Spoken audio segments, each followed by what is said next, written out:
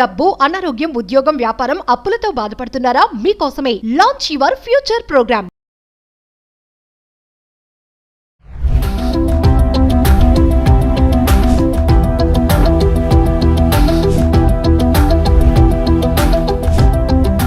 నమస్తే, welcome back to Suman TV. ప్రస్తుతం మనతో పాటు ఉన్నారు consumers affairs committee chairman Mandadi Krishna Reddy గారు. నమస్తే సార్. నమస్తే అమ్మ. సార్, ట్రంప్ 2.0 అన్నిటిని తారుమారు చేస్తుందని అనుకోవాలి. మామూలుగా చూసుకుంటే ఇండియా నుంచి ఎవరైనా అమెరికా వెళ్తున్నారంటే అక్కడ ఉన్న వాళ్ళు ఏమైనా తెప్పించుకుంటారు, వస్తువులు కానీ ఏ ఒకటిగా. అందులో పచ్చళ్ళే ఉండొచ్చు, ఇంక చాలా ఉంటాయి కదా, థింగ్స్ కానీ తినేవి కానీ ఏమన్నా కూడా. వాటిపైన ఇప్పటి వరకు కూడా ఎటువంటి సుంకాలు, ట్యాక్స్ విధించడం అనేది లేదు చరిత్రలో. మరి ఇప్పుడు కొత్తగా ట్రంప్ వాటిపైన కూడా సుంకాలు విధిస్తున్నారంట. దీన్ని ఎలా చూడొచ్చు అంటారు? మరి ట్రంప్ తీసుకునే నిర్ణయాలు ఎటు వెళ్తున్నాయి అంటే? రాత్రిపూట ఏది చూస్తే పొద్దున్నే దాన్ని అమలు పరిచేటువంటి వాడు మన ట్రంప్.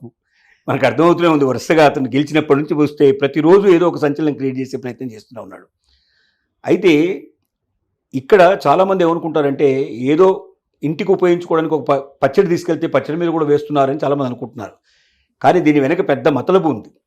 ఏం మతలబు అంటే, మన ఇండియన్స్, ముఖ్యంగా మన తెలుగు వాళ్ళు చేస్తున్న పని ఏమిటంటే పచ్చళ్ళు, చీరలు, ఈ 1 గ్రామ్ గోల్డ్కు సంబంధించినటువంటి నగలు లాంటివి, తర్వాత అలంకరణ సామాగ్రి, ఇలాంటివన్నీ కూడా ఇక్కడి నుంచి ఇండియా నుంచి వెళ్ళేటప్పుడు వాళ్ళు కానీ లేకపోతే వాళ్ళ రిలేటివ్స్ ఎవరైనా వచ్చేటప్పుడు కానీ, లేక వీటిని యాప్ల ద్వారా కానీ లేకపోతే ఆన్లైన్ ద్వారా కానీ కొరియర్ ద్వారా కానీ చాలా భారీ ఎత్తున దిగుమతి చేసుకుంటున్నారు.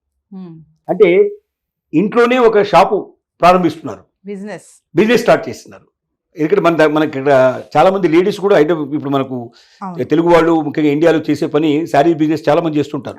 ఇంట్లోనే పెట్టేసేసి తెలిసిన వాళ్ళందరినీ పిలిచేసి చూపించేసేసి చేస్తారు. వీళ్ళ మధ్య ఆన్లైన్లో కూడా చూపిస్తున్నారు, దీంట్లో వీడియోలు చూపించేసేసి ఓకే అనుకుంటే వెంటనే పంపించేట్టు ఏర్పాటు చేస్తున్నారు. ఇలాంటిది చాలా భారీ ఎత్తున జరుగుతున్నట్టుగా గ్రహించారు. ట్రంప్కి ఇన్ఫర్మేషన్ అంతా తీసుకున్నాడు. సహజంగా ఎయిర్పోర్ట్లలో ఏం జరుగుతోంది, ఎంత వస్తుంది, ఇలాంటిది అంటే వాళ్ళ ఇంటికి మాత్రమే కావాలంటే మన మామూలుగా 3 నెలలు 6 నెలలు అంతకన్నా ఎక్కువైతే ఉండవు. జనరల్గా సంవత్సరం కన్నా ఎక్కువ ఉండవు, ఒక సీజన్ నుంచి ఒక సీజన్గా ఉంటాయి. పచ్చళ్ళు చాలా భారీ ఎత్తున దిగుమతి అవుతుందని తెలుస్తున్నాడు. ఈ పచ్చళ్ళ బిజినెస్, పికిల్ బిజినెస్ అనేది అక్కడ బాగా జరుగుతోంది. ఈ శారీస్ బిజినెస్ బాగా జరుగుతోంది, ఈ అలంకరణ సామాగ్రి బాగా జరుగుతోంది, ఇలాంటివన్నీ పసిగట్టాడు. అలాగే ఆన్లైన్లో తెప్పించుకునేటువంటివి ఏవైతే ఉన్నాయో వాటికి కూడా ఇప్పటిదాకా ఏమీ లేవు, ట్యాక్సెస్ ఏం పట్టలేవు. అది కొన్ని కోట్ల రూపాయల డాలర్లకు సంబంధించినటువంటి కొన్ని మిలియన్స్ ఆఫ్ డాలర్స్ విలువ సామగ్రి అంతా వస్తున్నట్టుగా గ్రహించాడు. ఇన్ఫర్మేషన్ అంతా సేకరిస్తున్నాడు. ఎక్కడెక్కడ మనం లూస్ అవుతున్నాం, ఎక్కడెక్కడ మనం ట్యాక్స్ పోగొట్టుకుంటున్నాం అనేది తెలుసుకున్న తర్వాత ఇప్పుడు వాటి మీద ట్యాక్స్ వేయాలని డిసైడ్ చేసుకున్నారు. ఈ ట్యాక్స్ వేయడం ద్వారా ఏమవుతుందంటే, ఇప్పటిదాకా ఏదో మనం వెళ్తున్నప్పుడల్లా పట్టుకుపోతున్నాం, లేదా ఎవరైనా వచ్చినప్పుడల్లా తీసుకొచ్చేస్తున్నాం అని చెప్పి మనం అనుకుంటున్నాం. ఇక ఇది తీసుకెళ్ళిన దాన్ని ఇదన్నీ అక్కడ అమ్ముకోవడానికి ప్రయత్నం చేస్తున్న విషయం కూడా అర్థమైంది. ఇక అమ్మకాలు అనేది దాదాపుగా ఆగిపోయే పరిస్థితి ఏర్పడుతుంది. ఒకవేళ అమ్మాలి ఖచ్చితంగా అనుకున్నప్పుడు దాన్ని డిక్లేర్ చేసి దానికి ట్యాక్స్ కట్టి దాన్ని తీసుకెళ్ళి అమ్మాలి. అంత కాస్ట్లో అక్కడ కొనేవాళ్ళు ఉంటారా అనేది ఒక పెద్ద అనుమానమైన పరిస్థితి పడుతుంది. సో ఇలాగా దేశానికి రావాల్సినటువంటి ఏదైతే పన్ను రూపంలో రావాల్సి ఉంటుందో, దేశం ఇంకా బాగా అది దృఢంగా తయారు కావడానికి, ఆర్థికంగా బలపడటానికి కావాల్సినటువంటి అవకాశాలు ఏవి ఉన్నాయో ఏ ఒక్కటి వదిలిపెట్టకుండా ప్రతి ఒక్క దాని మీద ఇలాంటి పన్నులు విధించడం అనేది ప్రారంభించాడు.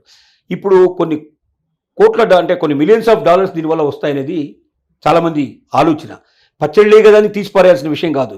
పచ్చళ్ళ బిజినెస్ మనకు ఇండియన్ పికిల్స్ అంటే ఒక తెలుగు వాళ్ళే కాదు, మొత్తం భారతదేశంలో ఉండేటువంటి పికిల్స్, అక్కడ అమెరికన్స్ కూడా పికిల్స్ అలవాటు చేశారు. ఇప్పుడు చాలామంది అక్కడ వాళ్ళు కూడా పికిల్స్ తినడం మొదలుపెట్టారు.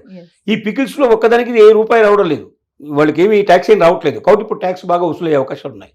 దీంతోపాటు సినిమాలు, అమెరికాలో నిర్మించే సినిమాలు కాకుండా అమెరికా బయటికి వెళ్ళి నిర్మించే సినిమాలు కానీ, వేరే దేశాల్లో నిర్మించి అమెరికాకు వస్తున్న సినిమాలు కానీ 100% ట్యాక్స్ వేయాలని డిసైడ్ చేసుకున్నాడు. ఆల్రెడీ పాస్ చేశాడు. ఇప్పటిదాకా మన తెలుగు సినిమాలే చూసుకుంటే 10 కోట్ల నుంచి 100 కోట్ల రూపాయల దాకా దాదాపుగా తెలుగు సినిమాలు ఫారిన్ కరెన్సీని, ముఖ్యంగా అమెరికన్ కరెన్సీని సంపాదిస్తున్నాయి. అమెరికాలో రిలీజ్ అయ్యి థియేటర్స్లో రిలీజ్ అయ్యి అమెరికన్ థియేటర్స్లో రిలీజ్ అయ్యి అద్భుతంగా సినిమాలు నడుస్తున్నాయి. ఇంతవరకు వాటికి పెద్దగా ట్యాక్స్ లేదు. ఇప్పుడు 100% ట్యాక్స్ వేసేసరికల్లా ఒకటి సినిమాలు ఆగిపోతాయి, అక్కడికి వెళ్ళడం ఆగిపోతాయి, ఆ ఇన్కమ్ రావడం ఆగిపోతుంది. అక్కడికి వెళ్ళాలంటే 100% ట్యాక్స్ కట్టి వెళ్ళాలంటే టికెట్ ధర 2 3 అయ్యే అవకాశాలు ఉన్నాయి. మరి అక్కడ కొనుక్కోవడానికి సిద్ధపడతారా లేదని చూడాలి, చెక్ చేయాలి. ఇవి కూడా జరుగుతున్నాయి. తను ఏమంటారంటే వాళ్ళు ఇప్పుడు అట్లా ఎంత పోతుందో చూస్తున్నారు విపరీతంగా. దీనివల్ల 2 రకాల నష్టాలు వస్తున్నట్టుగా ట్రంప్ గ్రహించాడు. ఒకటి ఏంటంటే అమెరికాలో ఉన్న స్టూడియోలు పూర్తి పని లేకుండా ఆగిపోతున్నాయి. ఎందుకంటే అన్ని సినిమాలు బయటికి పోయి చేయించుకోవడం వల్ల తక్కువ ధరలో తక్కువ కాస్ట్లో మేకింగ్ అవుతుంది. వేరే కంట్రీస్లో కాస్ట్ చాలా తక్కువ పడుతుంది. హోటల్స్ కాస్ట్ కానీ లేకపోతే అక్కడ ఉన్నటువంటి పర్మిషన్స్ కాస్ట్ కానీ చాలా తక్కువ పడుతుంది. అదే అమెరికాలో అయితే స్టూడియోలోనే తీయాల్సిన పరిస్థితి ఏర్పడుతుంది. స్టూడియోకి కట్టాల్సింది భారీగా కట్టాల్సిన డబ్బులు కట్టాల్సింది. దాని ఎగవేతకు పాల్పడుతూ ఇతర దేశాలకు వెళ్ళి అక్కడ సినిమాలు తీసుకొని వచ్చి ఎడిటింగ్ ఇట్లా ఇక్కడ లోకల్ చేసేసి దాన్ని అక్కడ రిలీజ్ చేస్తున్నారు. ఇప్పుడు దాకా అలాంటి వాటికి ట్యాక్స్ పెద్ద నామమాత్రంగానే ఉంది. దానికి ఇప్పుడు 100% ట్యాక్స్ వేసేసరికల్లా మొత్తం అందరూ అమెరికాలో తీయడం మొదలు పెడతారు. అమెరికాలో తీసినప్పుడు ట్యాక్స్ పడదు. అమెరికా బయట తీసుకొస్తేనే ట్యాక్స్ పడుతుంది. అంటే అమెరికన్ స్టూడెంట్స్ అన్నిటికీ పని దొరుకుతుంది. అంటే దేశం ఏ రకంగా సంపన్నం కావాలి, దేశంలో ఉండే వాళ్ళందరికీ పని దొరకడం ఎట్లాగా, దేశంలో ఉండే బిజినెస్ అన్ని డెవలప్ ఎట్లా అవుతున్నాయి, చాలా బుర్రబెట్టి ఆలోచిస్తున్నాడు. ట్రంప్ ఏమి వెర్రి వేరంగా ఏం పోవడం లేదు, చాలా ఆలోచనలతో చేస్తున్నాడు. మనకు అనిపిస్తుంది ట్రంప్ ఏదో వెరిగా పోతున్నాడు, కానీ అమెరికన్ బలోపేతం కావడానికి ఇవన్నీ కూడా చర్యలు తప్పనిసరిగా ఉపయోగపడతాయని చెప్పక తప్ప. ట్యాక్స్ కట్టకపోతే జరిమానా కూడా ఏమైనా ఉంటుందా సార్? జరిమానా అంటే ఎట్లా, ఇప్పుడు సపోజ్ డిక్లేర్ చేయకుండా వెళ్తే జరిమానా పడుతుంది, ముందే డిక్లేర్ చేస్తే ట్యాక్స్ పడుతుంది. ఓకే, ఇప్పుడు నేను ఏమీ లేదు నా దగ్గర అని అనుకోండి, అన్ని వెతికినప్పుడు కనబడ్డాయి అనుకోండి, కనబడ్డప్పుడు ట్యాక్స్ పడుతుంది, దాని మీద జరిమానా పడుతుంది. ఓకే, కానీ మనం డిక్లేర్ చేసాం అనుకోండి, ఇది మా దగ్గర ఇవి ఉన్నాయి, దీనికి ఎంత పని అవుతుంది మేము పే చేస్తాం అని చెప్పేస్తే ట్యాక్స్ వేసేస్తారు, ట్యాక్స్ కట్టేసేస్తే దాన్ని ఆటోమేటిక్గా అలౌ చేస్తారు. దాచుకున్నవి, కనిపించకుండా దాచుకున్నవి కానీ మన దగ్గర లేవని బుకాయించిన కానీ ఇట్లాంటివన్నీ మీద ఖచ్చితంగా అవి పట్టుకోవడం జరుగుతుంది. దాని మీద పెనాల్టీలు కూడా పడే అవకాశాలు ఉంటాయి. సో ట్రంప్ ఇవన్నీ చేస్తున్నాడు అంటే మేక్ అమెరికా గ్రేట్ అగైన్ దానికోసమే అంటారా? డెఫినెట్గా అంటే తను ఎలక్షన్స్లో ప్రామిస్ చేశాడు, ఇవన్నీ చేస్తానని ప్రామిస్ చేశాడు. దానికి అనుగుణంగా తన పద్ధతి ప్రకారంగా తనకు ఉన్నటువంటి ఎజెండా ప్రకారంగా తను వెళుతున్నాడు. దీంట్లో ఖచ్చితంగా అమెరికా స్థిరపడటానికి, అమెరికాకు ఎక్కువ ఆదాయం రావడానికి, అమెరికన్ పౌరులకు ఎక్కువ ఉద్యోగాలు రావడానికి, అక్కడ వ్యాపారాలు బాగా నడవడానికి ఇవన్నీ తోడ్పడతాయి. అందులో సందేహం అక్కర్లేదు. Thank you sir.